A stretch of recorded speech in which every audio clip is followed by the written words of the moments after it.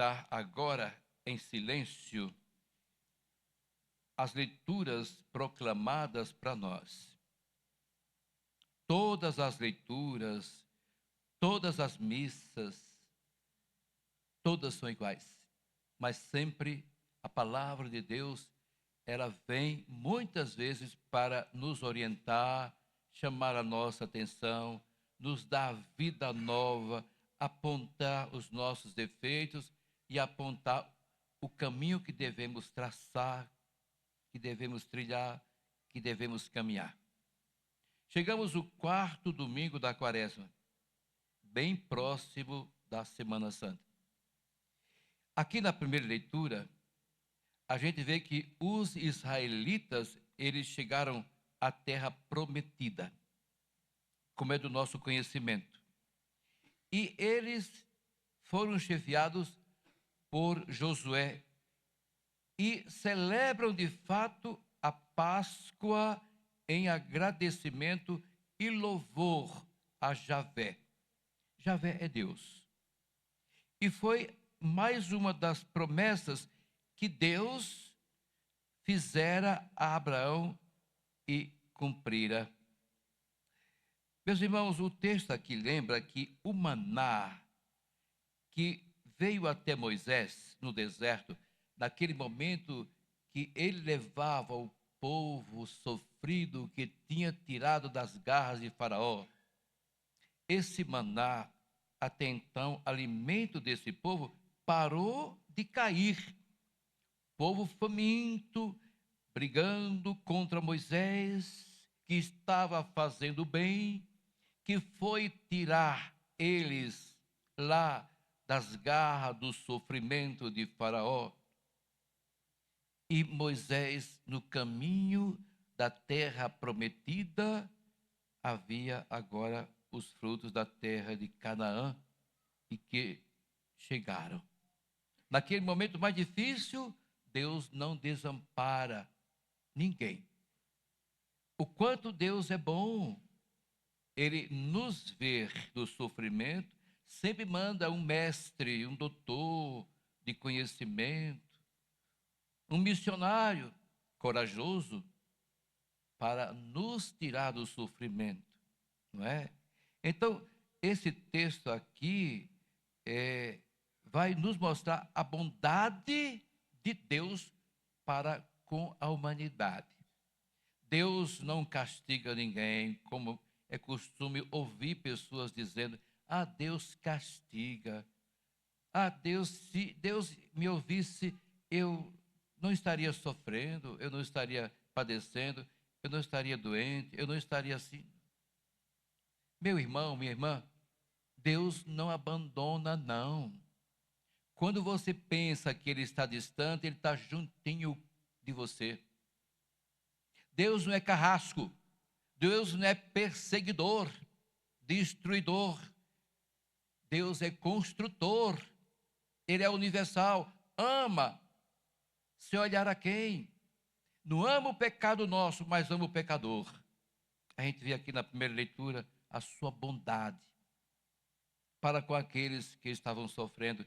E continua olhando para nós, que muitas vezes estamos enfrentando sofrimentos, seja na doença, seja no trabalho, seja na família, aonde quer que nós nos encontramos.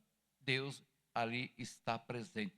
Não culpa Deus do que você está passando. Aqui na segunda leitura, vemos como Deus, Ele nos reconciliou consigo através de Jesus Cristo. Veja que o quanto Deus é bom. Ele manda seu Filho único para que a terra, para que o povo, para que nós estejamos sempre unidos a Ele, através do seu Filho amado, que veio de suas entranhas, entrando nas entranhas de uma mulher judia que acolheu com carinho, com amor, com afeto, Nossa Senhora. Veja, meus irmãos, que em Cristo nós nos tornamos nova criatura. Como disse São Paulo, em Cristo nós nos tornamos nova ressurreição. Nos abriu as portas do céu. Deus não abandona, não condena, não destrói. Ele está sempre amparando a pessoa, por mais pecadora que aquela pessoa seja, muitas vezes peca até muito mais do que as outras. Ele está ali, eu sempre digo, ele está ali ao lado enquanto o outro está pecando. Por quê? Por que ele está lá? Ele podia abandonar. Não. Enquanto a pessoa está ali pecando, ele está ali ao lado, esperando que termine o pecado, para dizer, filho, filha, larga tudo, não pecas mais. Eu vim para tirar você do sofrimento, que o pecado também causa sofrimento. Meu filho, minha filha, deixe para lá. Não seja escravo desses pecados. Eu vim para que você venha reconciliar-se comigo. Eu te darei tudo o que você deseja, mas saia, filho, filha, do pecado. Meu irmão, o pecado é uma doença, fere a alma, consequentemente o corpo. Mas eu quero sempre deixar claro a bondade de Deus, a misericórdia de Deus para com cada um de nós. Outrora ele teve, continua tendo e haverá de ter no futuro para outros povos, outras nações, porque nós vamos passar e Deus vai sempre acompanhar seus filhos e filhas. Se alguém está em Cristo, disse São Paulo, é uma criatura nova. Lá no Apocalipse, eis que faço novas todas as coisas.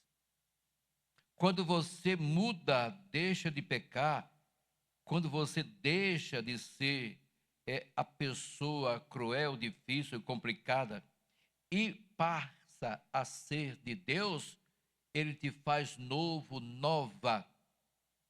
Se assim não fosse, ele jamais diria para nós nas Escrituras: convertei-vos e credes na minha palavra. Convertei-vos e credes no Evangelho. É Cristo que está dizendo isso.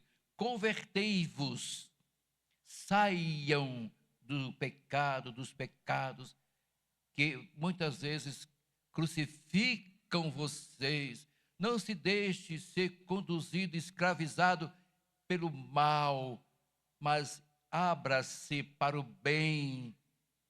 Seja do bem, perdoe. Muitas vezes a gente não quer perdoar quem nos faz mal. E pior que quando nós não perdoamos, aquela pessoa sai ganhando e nós saímos perdendo. Amados, pergunto agora, qual é a nossa reação diante desse anúncio tão confortante? Qual é, de fato, a minha reação? Saber que Deus me ama mesmo sendo um miserável pecador? Como é que eu vou reagir e como é que eu reajo? Cada um de nós temos uma reação. Deus está sempre comigo, contigo, com cada um de nós. Deus não abandona nós. Os pecadores somos filhos prediletos de Deus. O que Deus não quer é que nós sejamos escravos do pecado. Que reação eu sinto quando eu sei que Deus é por mim? Quem será? Se eu sou de Deus, quem será contra a minha pessoa? Meus irmãos, estamos nós preparados para assumir essa salvação que Deus nos dá? Será que eu tenho coragem de deixar de ser tão pecador, de fazer tantas coisas erradas, para ficar do lado de Deus? Para assumir o que Deus quer? Para que eu possa colocar na prática as leituras que foram anunciadas, proclamadas hoje para todos nós. Aqui no Evangelho, que Evangelho bonito. Nesse Evangelho de hoje, a gente vê aqui o filho pródigo. Eu digo sempre que às vezes eu sou pródigo e às vezes eu sou fariseu. Veja, vemos aqui o pai cheio de misericórdia, compassivo, diante de um filho novo, que diz: Pai, dá-me a parte da herança que me toca. Preciso conhecer o mundo, preciso conhecer mulheres, ter novos amigos, dançar, aproveitar, ser do mundo. Mas o pai ficou tão triste, mas não o negou. Aquele rapazinho vai lá para o quarto, num palácio bonito, estava cansado de ter tudo, e sai feliz com tanto ouro, tanto dinheiro, tanta coisa, e vai para o mundo. E é sabido que quando você tem tudo, você está acercado de pessoas. Quando você tem dinheiro, você tem poder, você está acercado de pessoas. Porque você tem. E ele não pensou que aquele dinheiro seria curto no gasto que ele estava fazendo, num gasto terrível de pecado. Conheceu mulheres, amigos falsos, jogos, danças, e o dinheiro foi sumindo, as joias desaparecendo. Aquele rapaz terminou sem nada. Quando ele acordou para a realidade, não tinha mais amigos, mulheres, jogos, tudo estava fechado para ele. E agora? Estou com fome. Cadê meus amigos? Onde estão as mulheres? Prostitutas. Onde estão? Onde estão as casas de jogos? Portas fechadas para mim? Estou com fome. Alguém disse para ele, ali na frente tem um fazendeiro, está precisando. Quem sabe você pode encontrar um emprego lá. E quando ele foi cambaleando, já com fome, o fazendeiro disse: eu tenho, vai cuidar dos porcos. Você não vai receber nada além da comida que eu vou mandar para você. E ele foi, se sujeitou a dormir dentro da porcica, entre os porcos, cocô e urina de porcos, e a comida era tão pouca que ele tinha que completar com a lavagem dos porcos, que na teologia nós chamamos de bolotas dos porcos. Meus irmãos, por isso que nós temos que ter todo cuidado para não dar um passo errado. O quanto é importante a casa nossa, a casa da nossa família, dos nossos pais, os nossos irmãos, mesmo brigando, porque isso é comum, a não ser quando ultrapassa do tempo. Como é bom ter uma família e não ficar preso a bens, saber que os bens passam, mas eu vou voltar depois cansado, sujo, barbudo, fedorento. Quantos empregados da casa de meu pai que tem tudo, e eu aqui sofrendo, padecendo, comendo o cocô dos porcos. Vou voltar, vou dizer: Pai, pequei contra o céu e contra ti, não me trates como um filho, mas como um dos teus empregados. Veja, vemos aqui como o pai, cheio de misericórdia, quando o filho chegou, ele perdoou o filho que abandonara o lar e abraçara a vida desregrada, meus irmãos. Esse pai é aquele pai chamado Jesus, esse pai chamado Deus. Esse filho pródigo sou eu, é você, que muitas vezes não está satisfeito com o que tem e põe defeito em tudo. Aponta defeito em tudo. Às vezes fala mal da comida, do vestir. Fala mal da casa que mora, dos pais que trabalham de noite, dos irmãos que ajudam em casa. nunca está satisfeito. Esse pródigo sou eu. Amados, mas tinha um outro, que era o seu irmão. O pai acolhe o primeiro, que realmente, mesmo no pecado, reconheceu o valor da família, e o valor de pedir perdão, e o valor de retornar, mesmo tendo gastado tudo. O pai o acolheu. É Jesus que está dizendo: filhos, não é porque vocês estão na quaresma, mas qualquer hora que você se arrepender, você que é filho pródigo, volta para mim. É Jesus que está dizendo hoje para nós: volta, filho, filha, não tenhais medo de mim, venha sem medo, eu tenho compaixão de ti. Meus irmãos, aquele pai abraça, coloca ali o anel, símbolo de poder, a melhor túnica, o melhor novilho, dança. O mesmo não ocorreu com seu irmão, que ficara em casa o tempo todo e sempre vivera uma vida íntegra. Nunca pediu um cabrito para festejar com os amigos. Ficava o tempo todo na fazenda. Muito mais, dormia até mesmo na fazenda, lá no meio do mato, para mostrar ao pai que era trabalhador. Veja, mas de nada adiantou vida honesta dele, pois não perdoou ao irmão. Quem era esse irmão mais velho? Fariseu.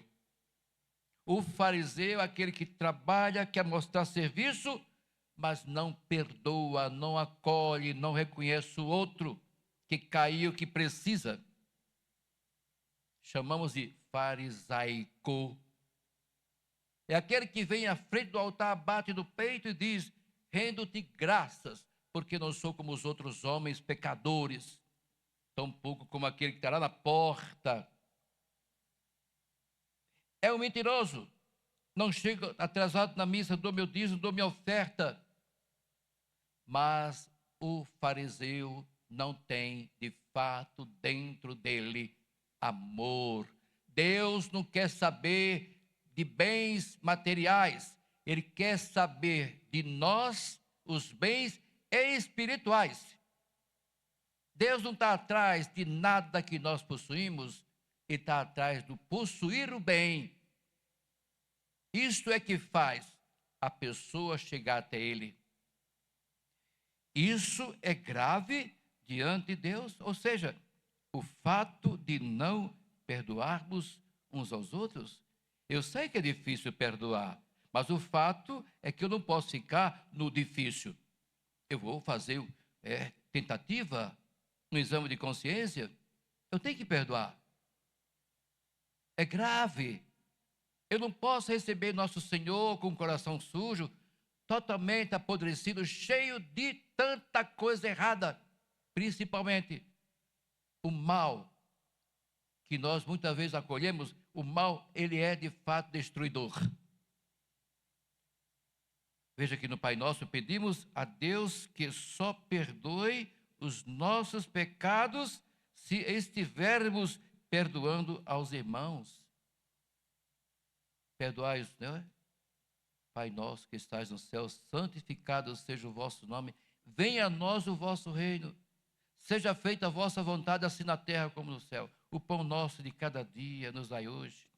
Perdoai as nossas ofensas, assim como nós, oh meu Deus, perdoamos a quem nos tem ofendido. E não perdoamos, achando que muitas vezes enganamos a Deus. Perdoai os nossos pecados, assim como nós perdoamos a quem nos tem ofendido, e não perdoamos, mas queremos ser perdoados. Oh meu Deus, eu só quero para mim, não quero para os outros. Eu não vou para o céu sozinho, eu vou com os outros. Nós mesmos cantamos dizendo: a Deus que não nos perdoe se não perdoarmos, né? Acho que a conclusão dessa reflexão, meus irmãos, deve ser feita pela participação de cada um de nós, ao perdoarmos de coração aos que nos ofenderam. E como Maria disse no dia 2 de março, em Medjugorje, deixarmos para que Deus julgue os culpados. Não culpemos ninguém, não vamos jogar pedra em ninguém, como os fariseus queriam matar aquela pobre pecadora que eles mesmos tinham abusado delas. E Jesus disse: se entre vocês ninguém tiver pecado, que atire a primeira pedra. Eu tenho que corrigir meus erros e não ficar falando dos erros dos outros. É Nossa Senhora, quando apareceu, disse: olha, deixe que Deus julgue os culpados. Nós não devemos e não podemos julgar ninguém.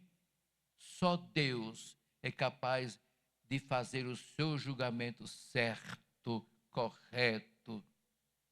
Portanto, irmãos e irmãs, aproveitando essa celebração, essas 3 leituras tão bonitas, vamos fazer tudo para voltarmos para casa pensando: poxa vida, meu Deus, eu sou pródigo, eu não queria ser um fariseu como aquele irmão mais velho.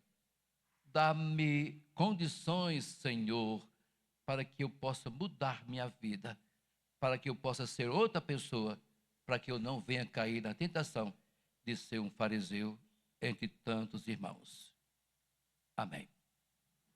Creio em Deus.